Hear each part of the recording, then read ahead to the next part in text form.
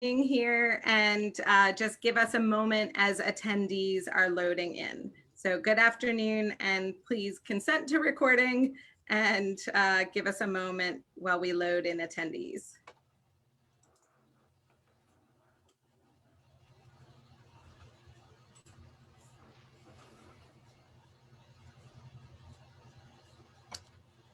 Okay, I think we can get started. As a reminder to everyone, welcome from Graduate Division and our many wonderful guests who are here with us today. We do have attendees both on our Zoom town hall with us, as well as on a couple of streaming options, and you may well be watching this later recorded if you are not with us right now live. For those of you who are in the Zoom session, please go ahead and write any questions you have throughout the time into the Q&A box, and we will read those off and get them answered. For those of you who are on one of the streaming services, our apologies. You can try to write, for example, in a Facebook comment, but I can't promise we will see it. It's harder for us to get to than those of you in the Zoom. So if you're on a streaming service, come to the Zoom and we'll get started here. So welcome everyone on this lovely Friday afternoon in October. We are very excited to offer this particular town hall and webinar because we are really focused on the success and the wellness of our graduate students and our future successes that you will all have in helping you to thrive here at UCI. So we're very excited about that. The format will be our usual for those of you who have attended prior webinars. I will introduce people who are in my Brady Bunch box of Zoom windows and let them say a few words about themselves, about the unit that they represent, and about the services that they provide. And then we will have Q&A once all of those folks are done.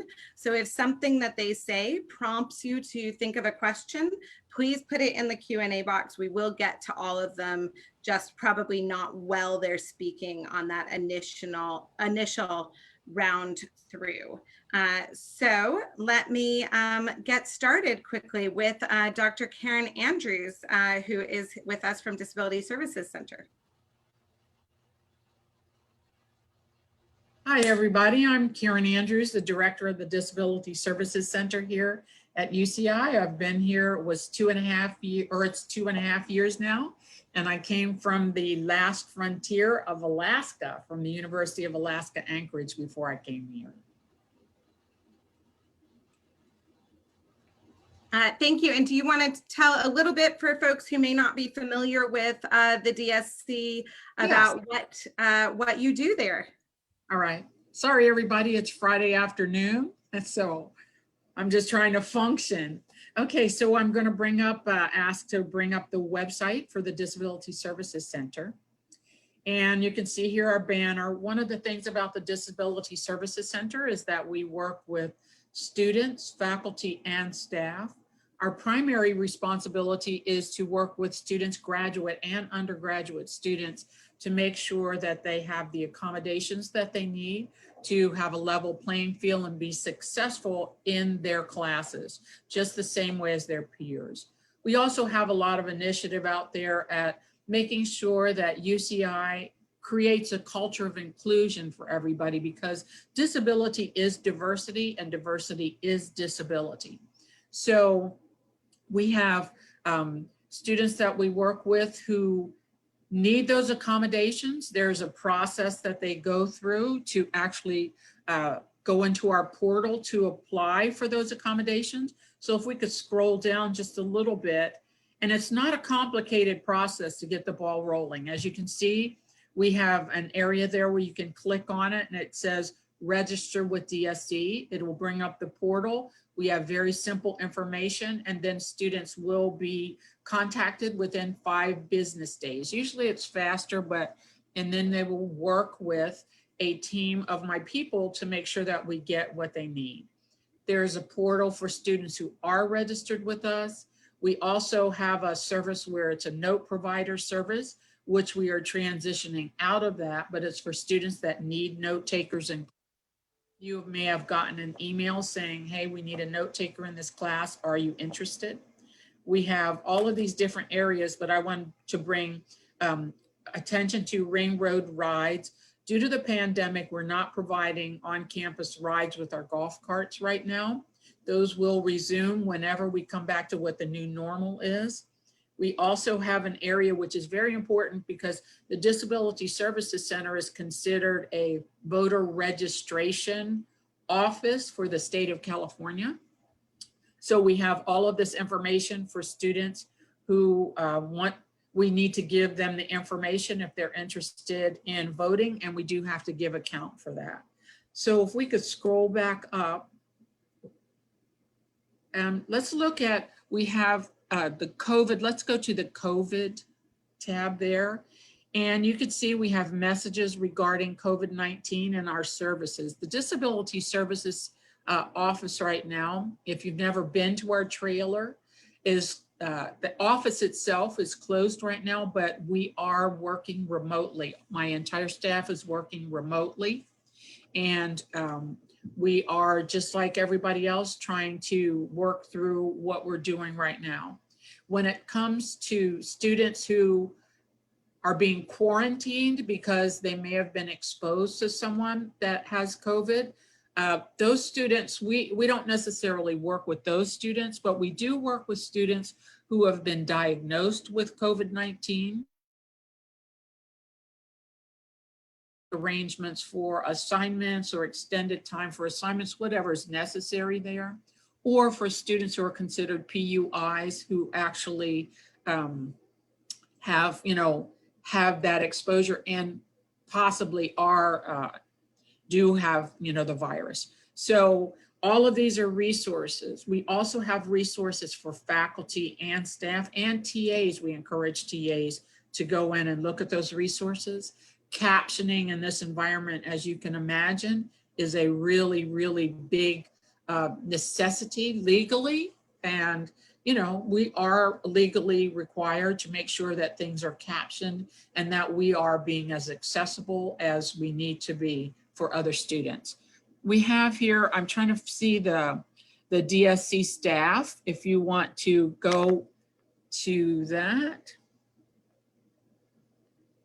So we have a staff here that we have about 14 of us, I believe, soon to add a 15th person. And the way that our office is structured, we're structured by function. And so we have counselors who will be the people to initially work with a student who may or may not, who needs an intake meeting, or also has general questions regarding DSC services. And you can imagine right now we're getting a lot of questions about housing, because students are saying, well, I'm afraid that I might be exposed to COVID-19 by a roommate, et cetera, et cetera. So we will give them information about what they need to do. We have students who are saying, due to my anxiety or due to other disability related issues, they don't feel comfortable getting, doing the weekly testing. We can work with them, work with the student health center to adapt or provide some type of an accommodation. Then students who say, due to my disability, I cannot take a flu shot. Those would actually go through the student health center. So we have a lot of activity going on. We have test coordinators. You can scroll down a little bit here, just so you can see the staff. We have a very diverse staff in many ways, and they're wonderful. We have an assistive technology department that works on document conversion and all of the necessities for students who may be blind, low vision, deaf, hard of hearing. And then we have, of course, our business person there. So that in a nutshell is just a short and sweet brief picture of what the Disability Services Center does. We collaborate extensively with all of the departments you can imagine. We work very closely with Dr. Frances Diaz from Counseling Center and her team, because in case you didn't know, mental health is one of our fastest growing categories for disability worldwide, not just here at UCI. We work with the Fresh Hub for students who have needs. We work with all students We work with students, international students, and there's no charge for our services. Sometimes students have that misperception that there is a charge for our services, and we absolutely do not charge. And then we work with students. This is very important for everybody to know. If a student says, well, I don't have documentation of a documented disability, we still will meet with them because there may be other avenues that we can work with them to get services. So great. Thank you so much. That was a lot of great information. I really encourage all of you to go to the DSC website on your own and check out their many offerings. Thank you so much for that. And also some of you as TAs may interface with them to support students who are in your classes in addition to those needs you may have for yourself. So with that wonderful segue to Dr. Diaz in the Counseling Center, we can switch over and have her give a little intro. Thank you for setting that up for us. Thank you for having me. I'm Dr. Diaz. I actually have been on this campus in staff capacity for 11 years, but I've been in the role of the director for the last 2 years. I was an alum or am an alum of UC Irvine, so I have a special place in my heart for anteaters. So thanks for having me. I'm excited to say that the Counseling Center is offering all of the services that we typically offer in person. We did move to a remote service in March, and we are remaining remote through the fall quarter. But we are still offering individual therapy, urgent care services, group services.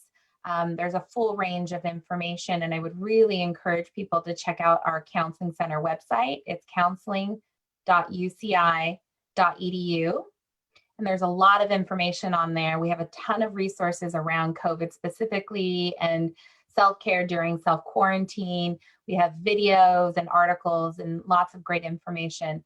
Also, at the request of graduate students last year, we actually created a drop-down menu specifically for graduate students so that you can more directly find the resources that are directly related to you. And I'm also really excited to say that we have a specific graduate support group this fall, which is on Tuesdays at 9:30. So you can go to our groups page and find out more about that, as well as we have a series of drop-in graduate spaces that we're offering this fall, and they're on different topics like imposter syndrome and stress management and time management, things that are really relevant to the experience as a graduate student. So we are here. We're available to offer support. Reach out to us if you have any questions or maybe didn't have an experience that you thought would be as helpful as it could have been. Please follow up with us and see how we can maybe help support you better. I will say there's a misperception that our graduate students aren't using our resources. Last year, the campus population was about 19% graduate students, and the Counseling Center utilization was 24% were graduate students. So you're finding your way to us. We want to support you, and we know that this is a difficult time. So please feel free to ask any questions that I can maybe help answer. Thank you. Thank you so much. And with that, as I say, the ordering here is somewhat arbitrary. It's where you sit on my Zoom screen. So please don't read too much into my introductions, but over to our illustrious AGS president, Connor Strobel. Hi, everybody. Thank you for having me. So I won't do any slides today, but hopefully either you've already sort of liked and subscribed us on Facebook, Instagram, or Twitter. If you haven't or don't have those platforms, check us out at ags.uci.edu.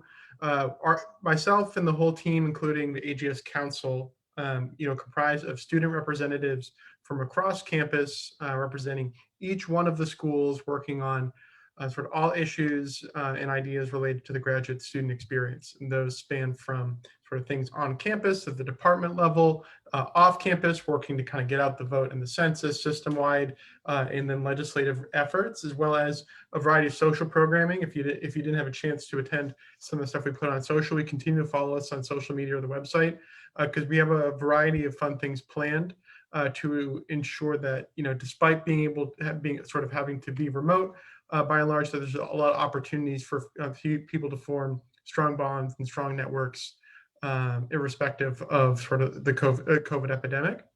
Some of the things that we still want to bring to your attention, whether you're returning students or new students, is that AGS tries to provide a variety of different kind of programs and resources. I just mentioned social events.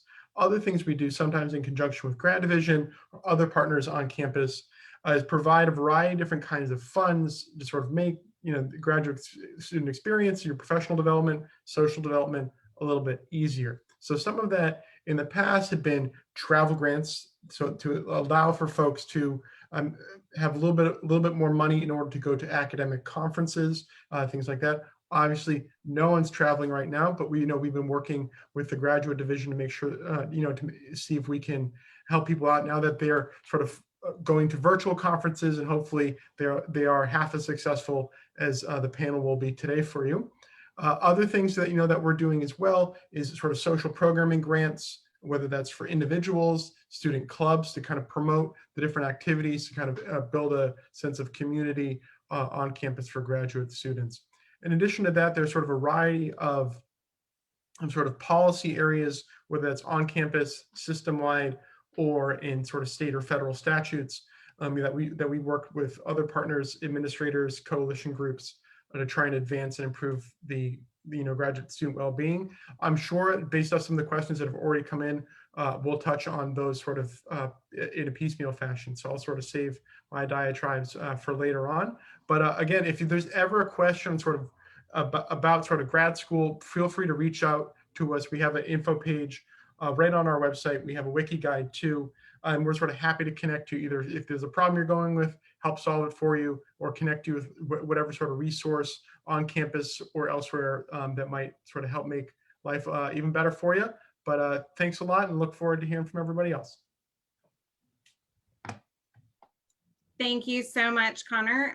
For the grad students watching this, I strongly encourage you to get involved with AGS. It's a great way to have your voice heard on campus and support yourselves and your friends. So with that, I'm going to pass it over to John Starrett, who runs an organization that you may not even know exists, but I promise you has been incredibly essential this last 6 months, even more so than usual. Dean, thank you very much. Welcome everybody on the call. My name is John Starrett. I have the pleasure of working at the UCI Environmental and Health and Safety Office. And I got a PowerPoint. Can everybody see it okay? Good, okay. So I'm gonna go here to the first slide. Well, what I started with was talking about research, because a lot of graduate students in campus are involved in the research enterprise. So I just wanted to talk a little bit some things that EH&S does to support research. We get involved with cleaning and safety supplies, working with facilities and make sure all the equipment's out there.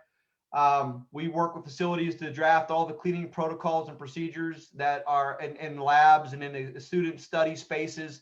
And then we do assessments and audits to make sure that the protocols are being followed.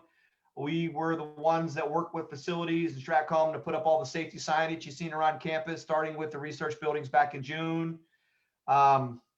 We work with the Office of Research in developing the plan templates and have been involved in the review and approval of all the researchers who wanted to come back, submitting their plans for approval. We get involved with when the labs are closed. We go in and we inspect things like freezers and hazardous material storage to make sure that everything stays safe while people are out, and then when they come back into operation, we get involved with their startup.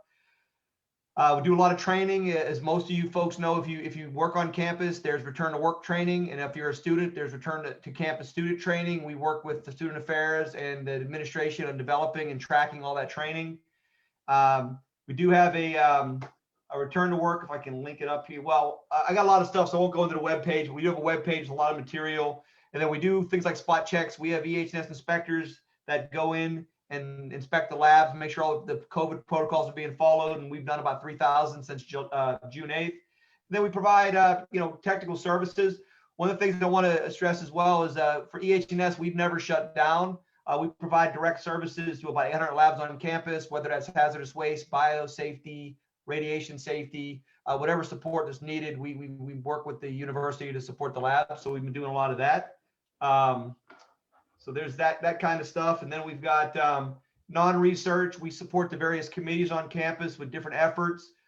We work with Stratcom and FM, and you know, you see a lot of signage on campus, and that's always evolving. We work with things like building entrances and lobbies. We develop standards for elevators and restroom usage. And then we work for things like campus and how you get to and from and the different signage related to that. We get heavily involved with, you know, if we want to have groups and spaces, we do physical assessments and evaluations of the spaces that people occupy, including all the classrooms, to make sure that they're laid out properly. A lot of units that are back on campus had to submit plans. We work with CRIT, we develop the plan template, we get involved with the review and approval of all of the departmental return to work plans. Let's see. We do have engineers that go out and do physical assessment of each of the workspaces and lecture spaces. So if you go somewhere and you see plexiglass, you see chairs with stickers on them and signage, we were working with, and we continue to work with everybody, outdoor learning, outdoor teaching spaces, things like that, the libraries, the student center, the dining commons, anywhere where you see there's signage and barriers, we've been working with folks to establish the protocols and standards and helping them. And we purchase and manage the plexiglass. We've done about 60 reviews on campus, and we've installed over 250 units. Do a lot of stuff with training. Like I said, we do the campus training. So far, we've trained about 12,000 people. Our goal is 24,000. So we're working towards that. We do a lot of training for facilities, housing, custodial, both in Spanish and in English. And then we manage the distribution of safety and cleaning supplies with FM. So we do a lot of that stuff.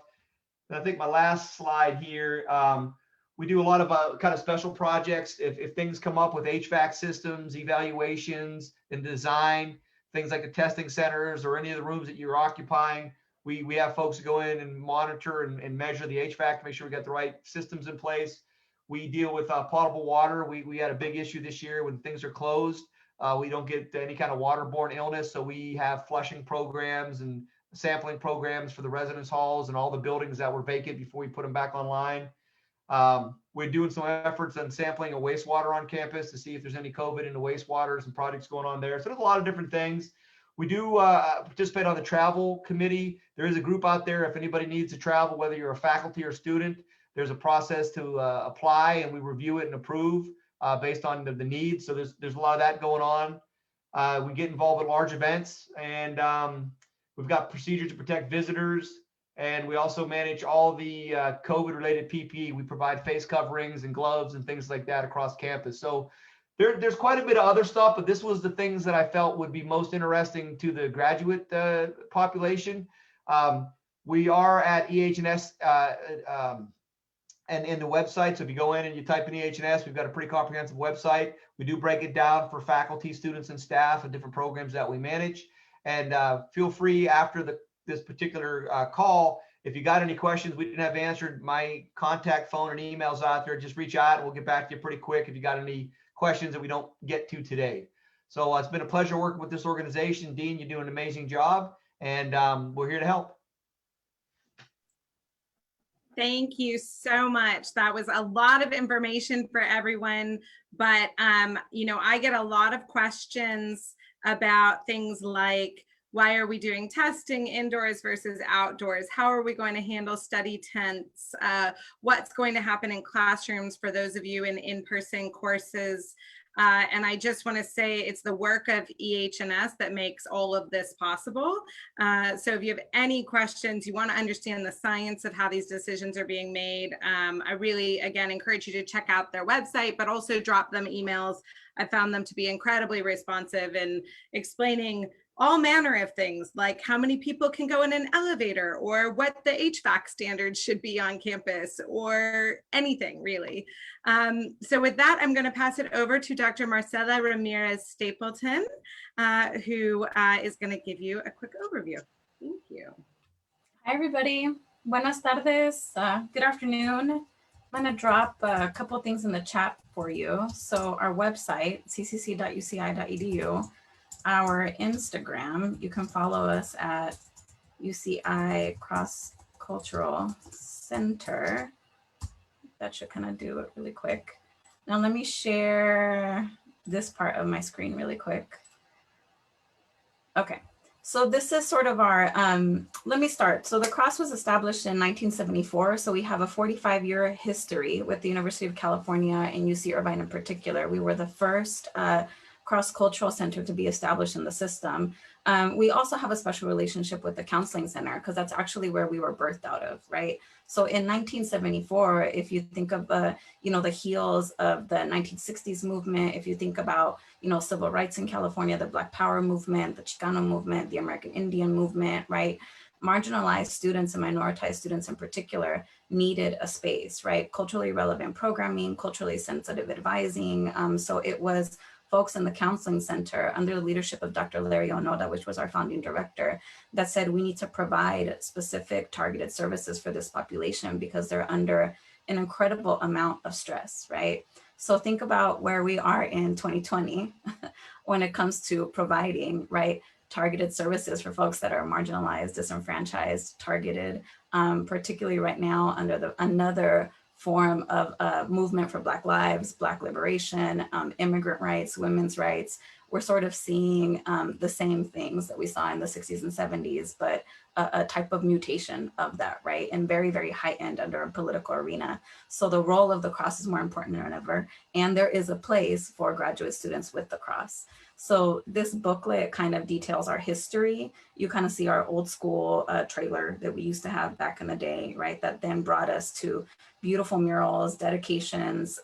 This is actually 2 graduate students doing this, a huge, huge mural in the Cross Cultural Center outside of the Dr. White room. So graduate students over time have provided a lot when it comes to the culture, the vitality of the space. Anything that the Cross has been successful in has involved undergrads, grads, faculty, and staff, right? So we are a building inclusive community space. That is literally our mission. So our values are connected to activism, social justice, community, education, empowerment, diversity. These are values that we live, we breathe, we enact, we practice. If you want to be in a space that's connected to all these things, whether it's creating a program, a partnership, a collaboration, bringing your research forward, right? You want a space to do that, we can create the forum for you, right? If you are looking for participants for your research, we often advertise for graduate students that are looking for folks to participate in their studies because we have a captured population if you're looking for a certain target group, right? You can see some old school photos here in the booklet. I'm not going to go through the whole thing because you can go through it in this link that I'm about to give you. So I'll give you a link to the booklet as well, so you can kind of have that for yourself. I'll take you very, very briefly to our website, only so you can see where to get our newsletter. So this is the mural that I told you that graduate students made at the Cross. So it's kind of like a mix of tapestries, clothing, cloths from, all over the world. And it's got really positive messages on there, right? So speaking to strengthen communities, strengthen numbers, power to the people. These are some of the things that we live and breathe in the Cross, and these are how graduate students contributed. At the bottom, we're all doing virtual office hours. You can contact any of these staff members. At the very, very bottom of the homepage right here, you can join our mailing list. So I'll give you that link as well. Let me put that in the chat here too. I'll stop share so I can come back to you. We pretty much share all sorts of opportunities, right? Whether it's funding, kind of like Connor talked about earlier, we also have funding mechanisms for multicultural organizations. We have plenty of graduate organizations that are associated with the Cross Cultural Center as well. So you have access to those funding opportunities, to the advising, to the spaces that we provide, which are now virtual, right? Forums for critical discussions, dialogues. You can partner with any of the staff to make any of that happen. You can contact me directly as well. Sometimes we also do a little bit of case management. I just want to admit that under this time, when stuff happens in the classroom, right? And with folks are microaggressed or when they feel like they're discriminated against, sometimes the Cross Cultural Center is a landing pad for, what resources and rights do I have as a graduate student to figure out a mechanism to get my complaint addressed, right? So sometimes the Cross does serve in that role. So I want to make myself available for folks because we know things are happening, right? So I just want to be able to be that consultation point for you all, okay? I'll put my email in the chat and then I'll call it a day. Thanks, everybody. Thank you so much. And for those of you who are watching on the stream and therefore don't have the chat, don't worry. We will put these resources online where the video is hosted after the fact. So you will also be able to get those emails and websites and the other things that have been put in here. I should also give a lot of credit to both Connor and Marcella, who did what my children tell me is really important in advertising their social media, telling you to smash that like button, follow us on Instagram, all that stuff. So thank you for good modeling of better communications behavior than I have. With that, I want to hand it over to Angela Chen, who directs the Dream Center, to tell you a little bit about what they can do for you.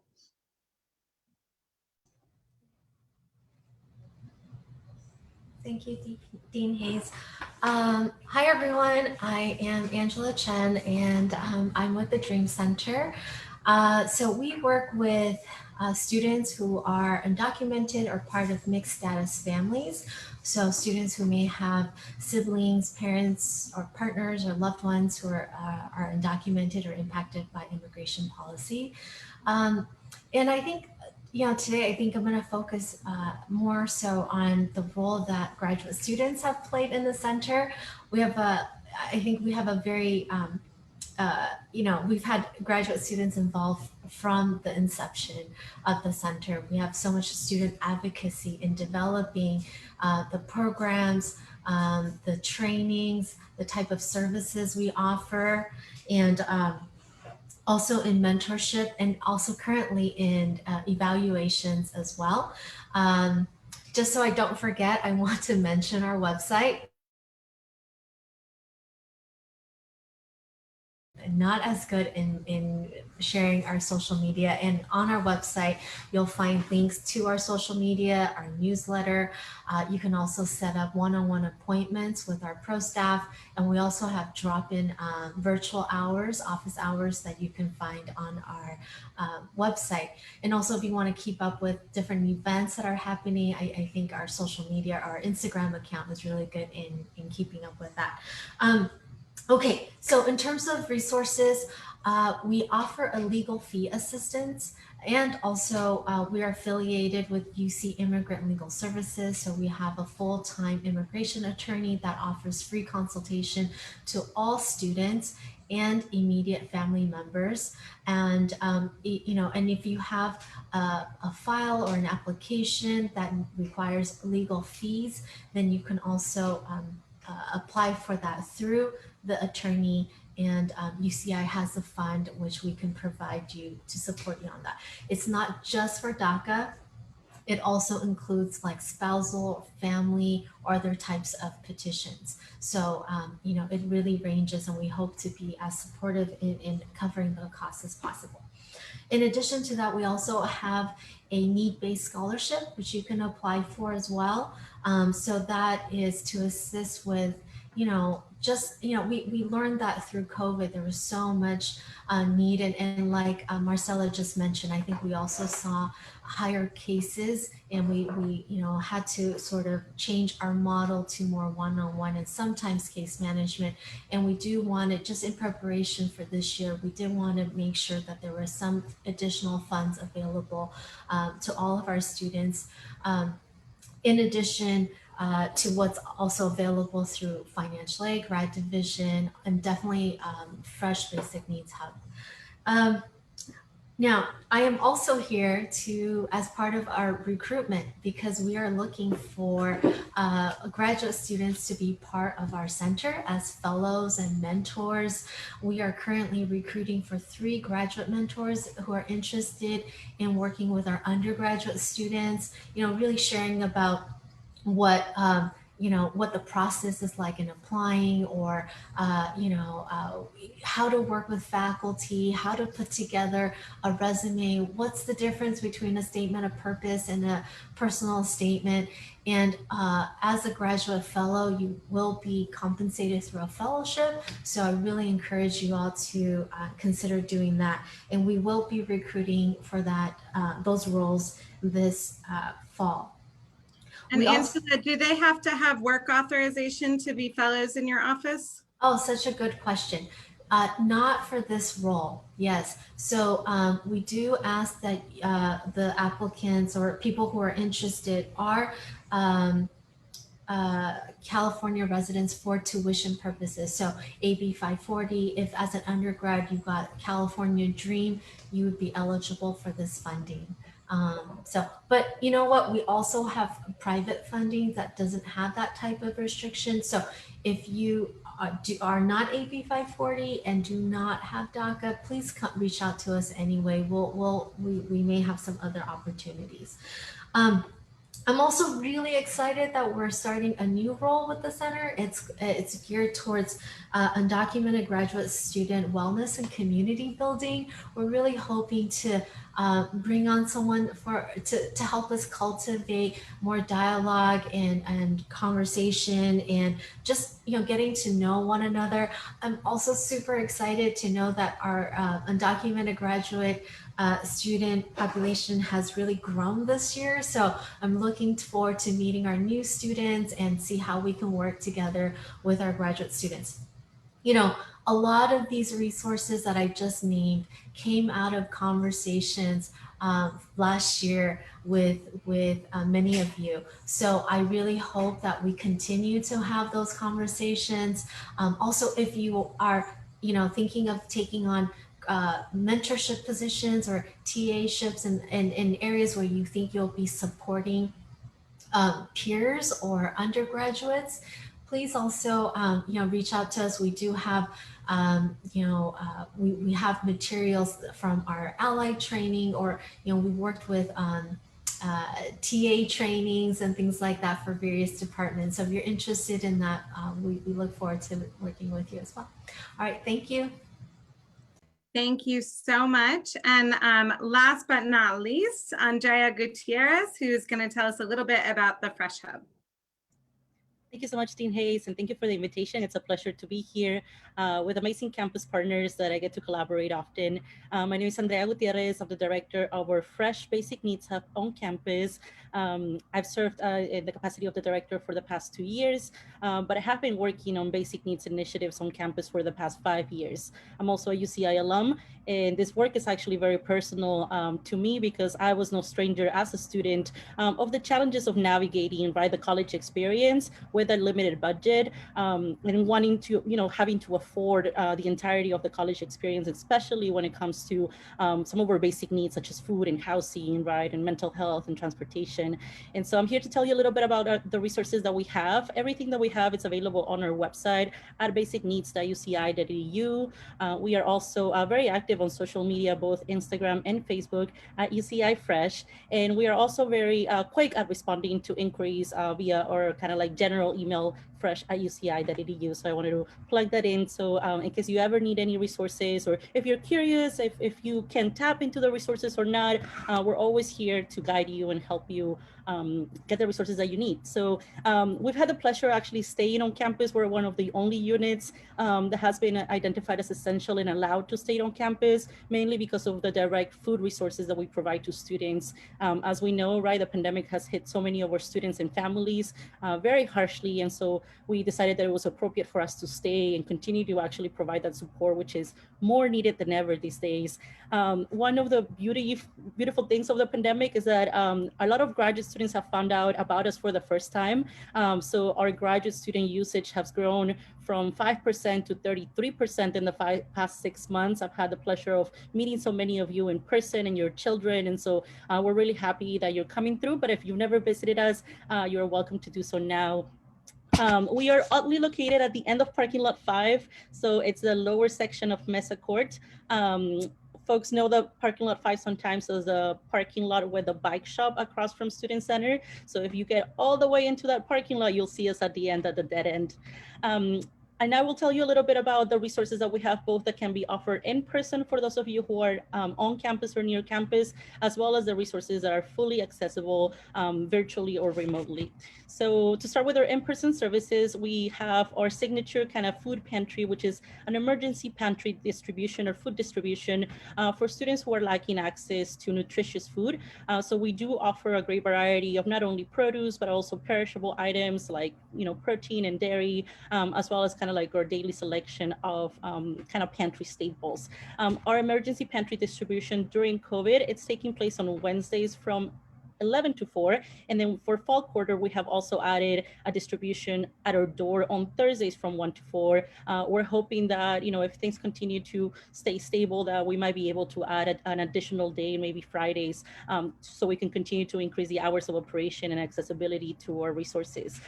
In addition to the pantry, our students can also tap into what's called our Farm to Fresh Produce Voucher Program, which gives students access to these vouchers that they can use to shop for free at the Tanaka Farms drive-through market. Tanaka Farms is a local organic farm about 3 miles from our campus.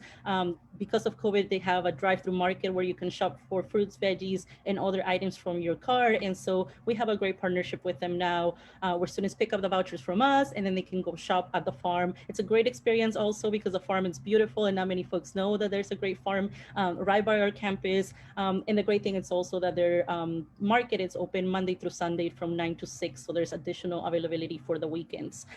We have also recently added a diaper bank. So for parenting students who have children who wear diapers, we now have free diapers that are offered on a monthly basis. We started actually distributing those this week. And so if you haven't heard about that yet, we have sizes 0 or newborn right through 6 available for pickup. And so if you're interested, please check our website or email us directly so we can get you on the list and reserve your diapers.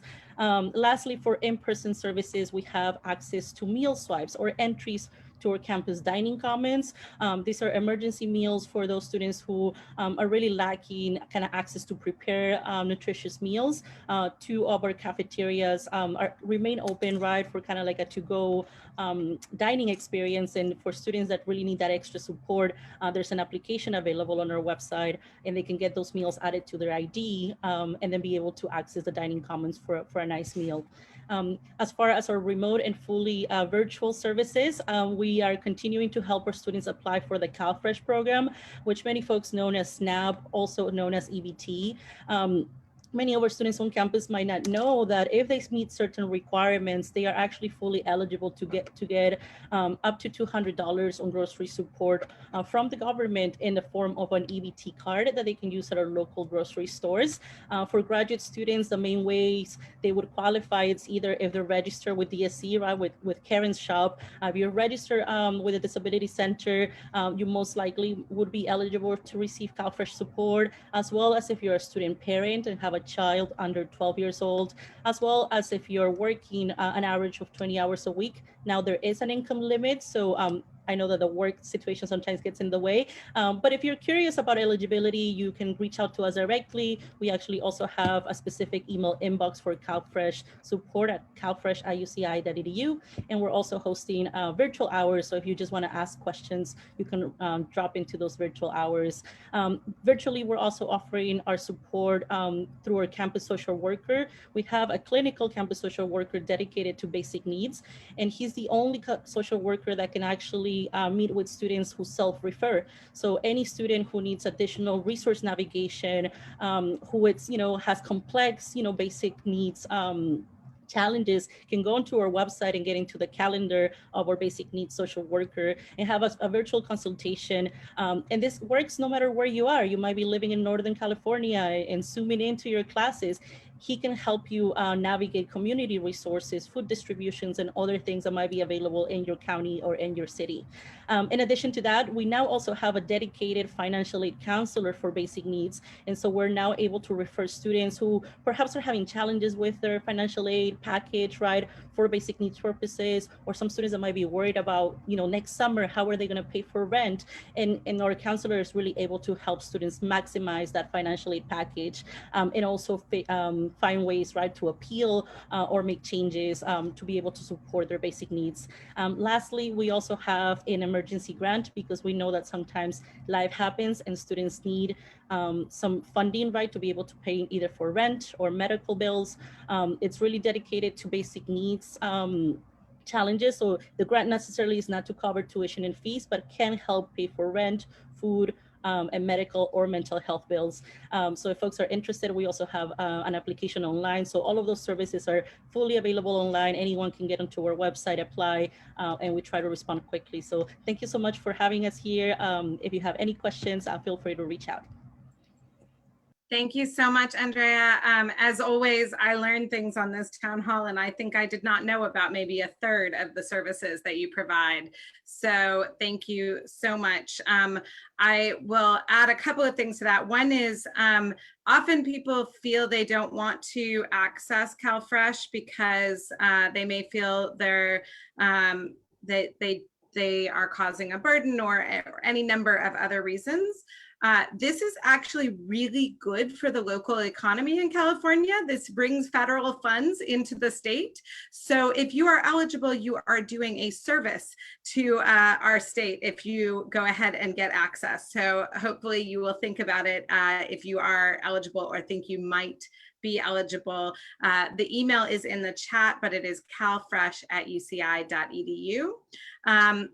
And also, just as a quick reminder, in addition to the counseling services and social work just mentioned by both Dr. Diaz and Andrea at the Counseling Center and the Fresh Hub, we do also have a wellness counselor, Fong Luong, that you can get a hold of through Grad Division. And these folks all work very well together.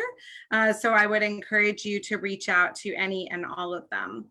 As a reminder, please do type questions into the chat or into the Q&A. I have gotten some questions through other means, email and social, so which has not happened before. So this is a new adventure this particular day. So I'm going to go ahead and read those off and direct those to some of our folks. So the first one, John, I hope you can answer this, because if not, I'm not sure who can. But there's a question about contractors and visitors coming to campus and whether they're wearing masks or doing other things that we feel are appropriate from a COVID standpoint. If you could comment on sort of enforcement and what people should do if they see something like that. Yeah, so it's a great question. We do have a what we call an affiliate visitor policy that we put together for COVID that does go over the requirements for all types of visitors, construction contractors, delivery people, people delivering the mail. And what we did was we identified through procurement who all those people were, and we sent out an email with the attachment with a read receipt. And then we followed up with all our vendors. We posted that. And then in addition, every week we do about 30 assessments of construction sites on campus. So we've got 2 days a week in the mornings. We have 2 engineers that go out to all of our either design and construction related work or our FM related work. And we do spot checks for our contractors on campus that are doing construction and maintenance. And then we do have school coordinators and other people that are on campus, full time, and they walk the halls of the different schools. And if anybody who is doing something they shouldn't, it doesn't work for the university, we do have mechanisms to follow up with them and then report to either EHS or the school coordinator. So we still, from time to time, because of the size of the campus, have some contractor issues, but I think overall, we've seen a significant decline in COVID compliance with our vendors. But certainly there's a on the EHS website at the very top, there's a button. If you see somebody, you let us know what their uniform is, what building, where they're at. We do have somebody that goes and tries to follow up, whether the same day or the next day, and reach out to whoever it is and remind them and provide them with the documentation as well.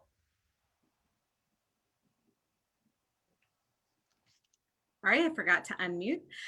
Thank you so much for that. And for those of you who are in the Zoom and can see the chat, there is a link to the executive directive for visitors.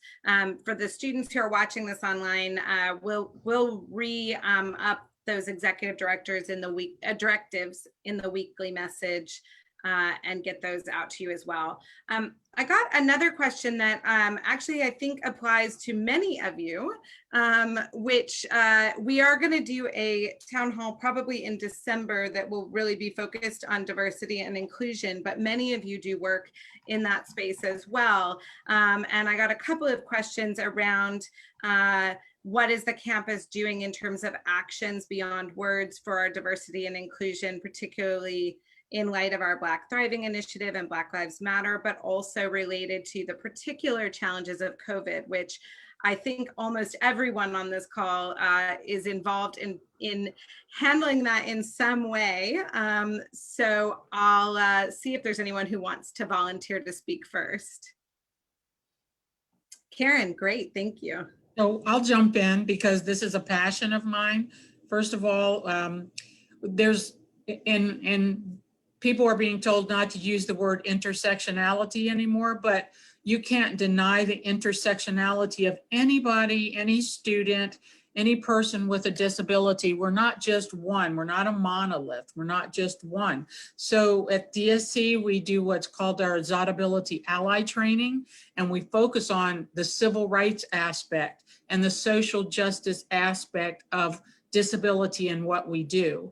And I think the important thing about that is that historically students and people with disabilities are very hesitant to come forward, especially at a university like a UCI, to say, I have a disability and I need those services.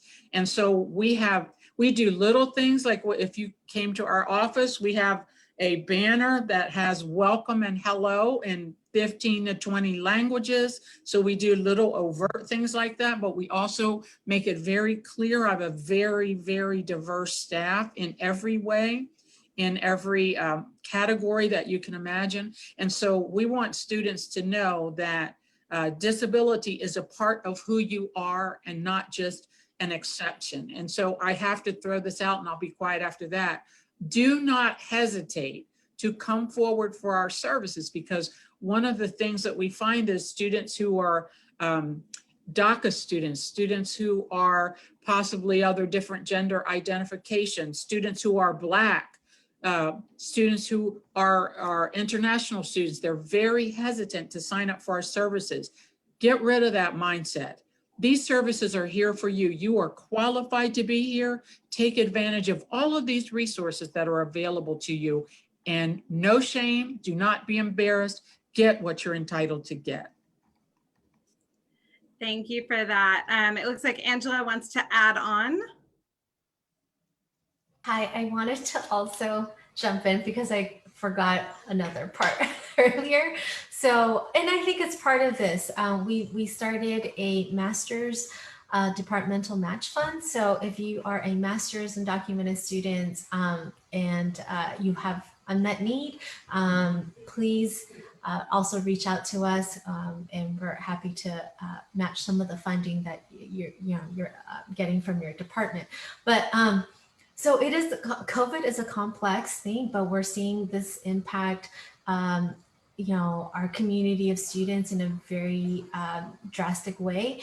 And one of the ways that we have been responding to this is first understanding what our student experiences has been. So we did a comprehensive survey about, I want to say about 17% of our student population responded, and where we try to understand what's going on. So a lot of it has to deal with housing, financial insecurity, healthcare access. And, we understand that our specific community have fewer options when it comes to state, federal, or local safety net resources. And so we're doing our best to also filter and connect our students with community resources, on-campus resources. We had a fund specifically set up last spring for COVID related expenses. And this year, we really strengthened our different financial opportunities, financial aid, and just keeping in mind what those needs are.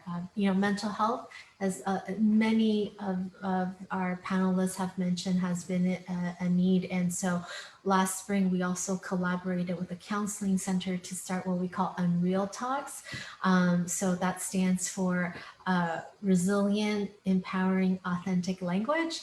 And it's really just for us to come together as a group and unpack, not just COVID, but a Supreme Court ruling with elections, really a space to address some of those concerns. But I really do hope, similar to what Karen just said, if you're having any experiencing any challenges related to COVID or just general stressors, please reach out to one of us. Feel free, and we will do our best to explore what options are available. And without knowing what our students are going through, it's really hard to kind of just create the right type of support. So yeah, thanks.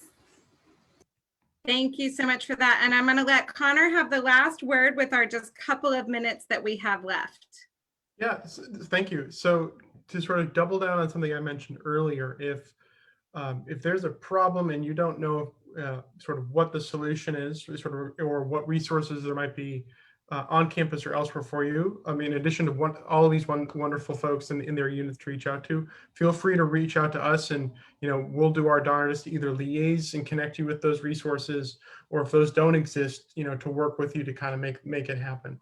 To this question specifically, AGS is trying to look at the challenges surrounding diversity and inclusion a little bit differently than we have in years past.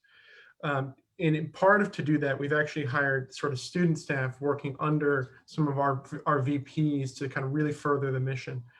Given that we're all working remotely, the overwhelming amount of the student experience right now is sort of funneled through our department, whether that's in the classrooms, our relationships with faculty, our advisors, PIs, department staff, as opposed to sort of the day-to-day of just sort of walking around campus and engaging with sort of campus life. So because of that, we're really focusing in on sort of how can the departmental climate be improved, and there's a sort of a lot of different things I could have a conversation that could last for hours on this one, but that go into that. Some of that we've learned from our own AGS surveys, we've learned from institutional surveys, we've learned just from town halls with students. So we're really going to be honing in to make sure we can improve the sort of quality of life, diversity, and inclusion within the departments. I know that's also been a focus that Dean Hayes is talked about as well, of hers and her team. We're really kind of working on the admission side, and then kind of tying into sort of the finance and the basic needs sort of questions and programs that some of the other panelists have spoken about, is really focusing on how diversity and inclusion manifests in the ability to retain and allow students to thrive, especially with resource deprivation sort of going on fire right now, with people losing signs of income and sort of added basic needs and mental health burdens and things like that. Really making sure that those who already have impediments to resources, already facing burdens, can kind of get everything that they need so they can stay here, continue to be part of our community, and thrive. So I know we have not a ton of time left, so I'll clam it there. Thank you so much. I hope I say your name right. Davide has put a question into the chat. Never wait till the last minute, shame on you, but it's a really good question, so I want to address it quickly, which is, he's asking about the guest policy. As many of you know, we've been working on adaptations to that for about 3 weeks. Connor has been involved in that. John has been involved in that. I think loads of people all over campus. My understanding is the final version is going out today in about an hour. So there will be an updated policy that addresses particularly the needs of people who have dependent care or may have special needs of some kind or another, that after pretty thorough vetting, including a lot of public health and medical expertise, we believe balances the physical health challenges and mental health challenges. So big thank you to all of those who worked on that. And also thank you for the question at the last minute there. So that was a great way to end for everyone. I want to thank all of our panelists once again, and for all of you who are here and watching either on record or live. We really appreciate the engagement that we continue to have with all of you. I want to encourage you to reach out to all of the wonderful people on this panel and their offices who will help you with all kinds of things. And of course, as always, continue to come to my office hours, continue to email with me and with my staff. And my teaser for you, that November 13th, at 3 p.m. will be another great town hall with another panel. And we are also lucky enough to have Jessica, who may be the finest signer I have ever worked with, because some of the topics today were tough. So thank you. She will be with us again. And the topic will be an academic success focus. So today was really about whole student success. November 13th, we're going to talk a lot about academic success. And then again, as I mentioned, in December, we're going to have a diversity and inclusion focus. So these monthly town halls will continue. Thank you for giving up your valuable time on a Friday afternoon, and wishing you all the best for the rest of this month. Please vote. Please vote. Thank you, folks. Bye-bye.